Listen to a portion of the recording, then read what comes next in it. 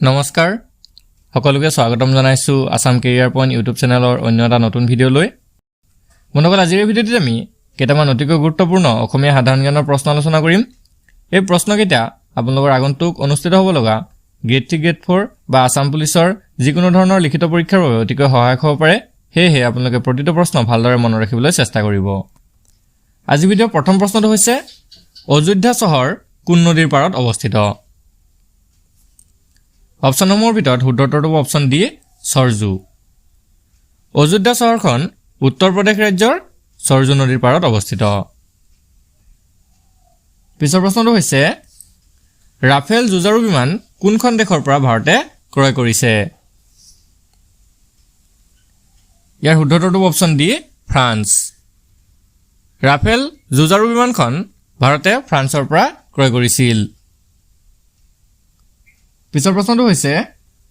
চিপকো আন্দোলন তলত উল্লেখ কৰা কোনটোৰ লগত জড়িত শুদ্ধ উত্তৰটো অপচন বি পৰিৱেশ সুৰক্ষা চিপকো আন্দোলনটো পৰিৱেশ সুৰক্ষাৰ লগত জড়িত আৰু এই আন্দোলনটো 1973 চনত আৰম্ভ হৈছিল মনত ৰাখি থব 1973 চনত চিপকো আন্দোলনৰ আৰম্ভণি হৈছিল পিছৰ প্ৰশ্নটো হৈছে বৰাক নদীক বাংলাদেশত কি নামেৰে জনা যায় শুদ্ধ উত্তৰটো অপচন সি মেঘনা বৰাক নৈখনক সুৰমা আৰু কুছিয়াৰা নামেৰেও জনা যায় আৰু পিছলৈ গংগা আৰু ব্ৰহ্মপুত্ৰৰ সংযুক্ত প্ৰবাহ লাভ কৰাৰ আগতে ইয়াক মেঘনা বুলি কোৱা হয় পিছৰ প্ৰশ্নটো হৈছে দেওহাঁহৰ বাবে অসমৰ কোনখন ৰাষ্ট্ৰীয় উদ্যান প্ৰসিদ্ধ মনকল আমি সকলোৱে জানো দেওহাঁহ হৈছে অসমৰ ৰাজ্যিক চৰাই আৰু এই দেওহাঁহৰ বাবে অসমৰ কোনখন ৰাষ্ট্ৰীয় উদ্যান বিখ্যাত আমাক সুধিছে শুদ্ধ উত্তৰটো অপচন এ ডিব্ৰু-চৈখোৱা ৰাষ্ট্ৰীয় উদ্যান আৰু এটা কথা মনত ৰাখি থব এই ডিব্ৰু-চৈখোৱা ৰাষ্ট্ৰীয় উদ্যানখন ডিব্ৰুগড় আৰু তিনিচুকীয়া জিলাত অৱস্থিত পিছৰ প্ৰশ্নটো হৈছে শেহতীয়াকৈ ভাৰতৰ নিৰ্বাচন আয়োগে কাক ৰাষ্ট্ৰীয় আইকন হিচাপে নিযুক্তি দিছে শুদ্ধ উত্তৰটো অপচন বি ৰাজকুমাৰ ৰাও শেহতীয়াকৈ ভাৰতৰ নিৰ্বাচন আয়োগে ৰাজকুমাৰ ৰাওক ভাৰতৰ ৰাষ্ট্ৰীয় আইকন হিচাপে নিযুক্তি দিছে পিছৰ প্ৰশ্নটো হৈছে মহাভাৰতখন কোনে অসমীয়ালৈ অনুবাদ কৰিছিল ইয়াৰ শুদ্ধ উত্তৰটো অপচন সি ৰাম সৰস্বতীয়ে মহাভাৰতখন অসমীয়ালৈ অনুবাদ কৰিছিল আৰু তেওঁ 16 শতিকাৰ এগৰাকী কামৰূপৰ কবি আছিল পিছৰ প্ৰশ্নটো হৈছে এপিএছচিৰ নতুন অধ্যক্ষ হিচাপে কাক নিযুক্তি দিয়া হৈছে খুব ইম্পৰ্টেন্ট প্ৰশ্ন হয় ইয়াৰে শুদ্ধ উত্তৰটো অপচন ডি ভাৰতভূষণ দেৱ চৌধুৰীক এপিএছচিৰ নতুন অধ্যক্ষ হিচাপে নিযুক্তি দিয়া হৈছে পিছৰ প্ৰশ্নটো হৈছে সৰস্বতী বঁটা বা সৰস্বতী সন্মান লাভ কৰা প্ৰথম অসমীয়া কোন আছিল শুদ্ধ উত্তৰটো অপচন বি লক্ষ্মীনন্দন বৰা পিছৰ প্ৰশ্নটো হৈছে চীন আৰু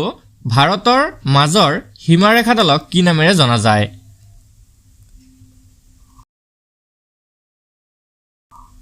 ইয়াৰ শুদ্ধ উত্তৰটো অপচন বি মেকমোহন লাইন চীন আৰু ভাৰতৰ মাজৰ সীমাৰেখাডালক মেকমোহন লাইন নামেৰে জনা যায় বন্ধুসকল ইয়াতে আপোনালোকক এটা ইম্পৰ্টেণ্ট কথা জনাই থওঁ আপোনালোকৰ বহুতে হয়তো দোকানৰ পৰা 400-500 টকাত গৈ এডিআৰই হওক বা আসাম পুলিচৰ বাবে কিতাপবোৰ ক্ৰয় কৰিব নোৱাৰে সেয়ে আপোনালোকৰ বাবে খুব কম মূল্যত কেৱল 79 টকা বা 49 টকাত আপোনালোকৰ বাবে এডিআৰই পৰীক্ষাৰ বাবে কেইটামান অতিকৈ গুৰুত্বপূৰ্ণ পিডিএফ ই-বুক তৈয়াৰ কৰিছো আমাৰ ওচৰৰ পাজৰৰ যিমানবোৰ অফলাইন ষ্ট'ৰ আছে সেই সকলোবোৰ ভিজিট কৰি আপোনালোকৰ বাবে এই পিডিএফবোৰ আমি তৈয়াৰ কৰিছো এই কিতাপবোৰত আপোনালোকে অফলাইনৰ পৰা কিনি অনা কিতাপৰ দৰে আপোনালোকে সকলোবোৰ বস্তু পাব সেয়ে যদি কাৰোবাৰ এই কিতাপবোৰ বা পিডিএফবোৰ প্ৰয়োজন হয় তেনেহলে আপোনালোকৰ স্ক্ৰিনত থকা নাম্বাৰটোত আমাক হোৱাটছআপ কৰি এই পিডিএফ ই-বুকবোৰ আমাৰ পৰা লৈ ল'ব পাৰিব পিছৰ প্ৰশ্নটো হৈছে লেণ্ড অফ হোৱাইট এলিফেণ্ট নামেৰে কোনখন দেশ জনাজাত বন্ধুসকল ইয়াৰ শুদ্ধ উত্তৰটো অপচন ডি থাইলেণ্ডক লেণ্ড অফ হোৱাইট এলিফেণ্ট বুলি জনা যায় পিছৰ প্ৰশ্নটো হৈছে ভাৰতৰ প্ৰথম ভাইচৰয় কোন আছিল শুদ্ধ উত্তৰটো option B Lord Canning next কুৱেশ্যনটো হৈছে নালন্দা বিশ্ববিদ্যালয় কোনে প্ৰতিষ্ঠা কৰিছিল খুবেই গুৰুত্বপূৰ্ণ প্ৰশ্ন হয় ইয়াৰে শুদ্ধ উত্তৰটো অপশ্যন সি কুমাৰগুপ্ত প্ৰথম কুমাৰগুপ্ত প্ৰথমে নালন্দা বিশ্ববিদ্যালয় প্ৰতিষ্ঠা কৰিছিল পিছৰ প্ৰশ্নটো হৈছে নিম্নলিখিত কোনটো স্থানে অসমক অৰুণাচল প্ৰদেশৰ সৈতে সংলগ্ন কৰিছে শুদ্ধ উত্তৰটো হ'ব অপশ্যন এ ডিৰাক পিছৰ প্ৰশ্নটো হৈছে তলৰ কোনখন ৰাজ্যই সৰ্বাধিক সংখ্যক কৃষিভিত্তিক উদ্যোগৰ ক্ষেত্ৰত প্ৰথম স্থান অধিকাৰ কৰিছে শুদ্ধ উত্তৰটো অপশ্যন বি পাঞ্জাবে নেক্সট কুৱেশ্যনটো হৈছে ভাৰতত কি অৰ্থনীতি বিৰাজমান অপশ্যনসমূহৰ ভিতৰত শুদ্ধ উত্তৰটো অপশ্যন চি মিশ্ৰিত অৰ্থনীতি ভাৰতত মিশ্ৰিত অৰ্থনীতি বিৰাজমান পিছৰ প্ৰশ্নটো হৈছে ভাৰতীয় ৰিজাৰ্ভ বেংকৰ প্ৰতীক চিহ্নত থকা জন্তুটোৰ নাম কি খুব ইম্পৰ্টেণ্ট প্ৰশ্ন ইয়াৰে শুদ্ধ উত্তৰটো অপশ্যন বি বাঘ ভাৰতীয় ৰিজাৰ্ভ বেংকৰ প্ৰতীক চিহ্নত বাঘ জন্তুটোৰ চিত্ৰ আছে পিছৰ প্ৰশ্নটো হৈছে পঞ্চায়তী ৰাজ প্ৰতিষ্ঠানৰ জৰিয়তে বিকেন্দ্ৰীভূত পৰিকল্পনাৰ কোনে পৰামৰ্শ দিছিল ইয়াৰে শুদ্ধ উত্তৰটো অপশ্যন এ বলৱন্ত ৰায় মেহতা কমিটিয়ে নেক্সট প্ৰশ্নটো হৈছে ভোটদানৰ বয়স কোন চনত 21ৰ পৰা 18 বছৰলৈ হ্ৰাস কৰা হৈছিল শুদ্ধ উত্তৰটো হ'ব অপশ্যন ডি 1989 চনত তো 1989 চনতেই ভোটদানৰ বয়সটো 21 বছৰৰ পৰা 18 বছৰলৈ হ্ৰাস কৰা হৈছিল পিছৰ প্ৰশ্নটো হৈছে কমিউনিষ্ট চৰকাৰ পোনপ্ৰথমতে ক'ত গঠন হৈছিল শুদ্ধ উত্তৰটো হ'ব অপশ্যন ডি ৰাছিয়াত পিছৰ প্ৰশ্নটো হৈছে history of world war tour লেখক কোন ইয়াৰে শুদ্ধ উত্তৰটো option A Churchill history of world war tour লেখক হৈছে উইনষ্টন চাৰ্চিল নেক্সট প্ৰশ্নটো হৈছে প্ৰাচীন কালত অসমত কোনবিধ প্ৰাণী যুদ্ধত ব্যৱহাৰ কৰা হৈছিল বন্ধুসকল ইয়াৰ ৰাইট এনচাৰটো হ'ব অপশ্যন এ হাতী তো প্ৰাচীন কালত অসমত হাতীৰ উঠি যুদ্ধ কৰা হৈছিল পিছৰ প্ৰশ্নটো হৈছে ফিৰোজ শ্বাহ কোটলা ষ্টেডিয়াম ক'ত অৱস্থিত বন্ধুসকল আপোনালোকে ইয়াতে কথা এটা মনত ৰাখি থ'ব ফিৰোজ শ্বাহ কোটলা ষ্টেডিয়ামখনক অৰুণ জেটলী ষ্টেডিয়াম বুলিও জনা যায় আৰু এই ষ্টেডিয়ামখন ক'ত অৱস্থিত আমাক সুধিছে শুদ্ধ উত্তৰটো হ'ব অপশ্যন ডি দিল্লী তো নতুন দিল্লীত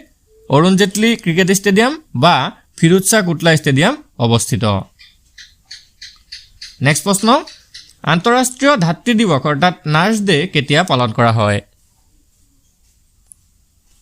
শুদ্ধ উত্তৰটো হ'ব অপশ্যন বি 12 মে তাৰিখে 12 মে তাৰিখে ইণ্টাৰনেশ্যনেল নাৰ্ছ ডে পালন কৰা হয় নেক্সট প্ৰশ্নটো হৈছে হৰ্ণবিল কোন ৰাজ্যৰ জাতীয় উৎসৱ শুদ্ধ উত্তৰটো হ'ব অপশ্যন বি নাগালেণ্ড হৰ্ণবিল হৈছে নাগালেণ্ডৰ জাতীয় উৎসৱ পিছৰ প্ৰশ্নটো হৈছে ভাৰতীয় সংবিধান ৰচনা উপসমিতিৰ সদস্য হোৱা প্ৰথমগৰাকী অসমীয়া ব্যক্তি কোন আছিল ইয়াৰে শুদ্ধ উত্তৰটো অপশ্যন চি সৈয়দ মহম্মদ ছাদুল্লাহ পিছৰ প্ৰশ্নটো হৈছে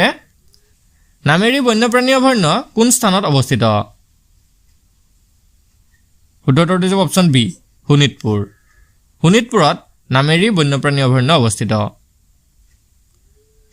পিছৰ প্ৰশ্নটো হৈছে আহোমৰ প্ৰথম বৰবৰুৱা কোন আছিল কাৰেক্ট এনচাৰটো হ'ব অপশ্যন চি মোমাই তামুলী আহোমসকলৰ প্ৰথম বৰবৰুৱা আছিল মোমাই তামুলী নেক্সট প্ৰশ্নটো হৈছে চুতীয়াসকলৰ শেষ ৰজা কোন আছিল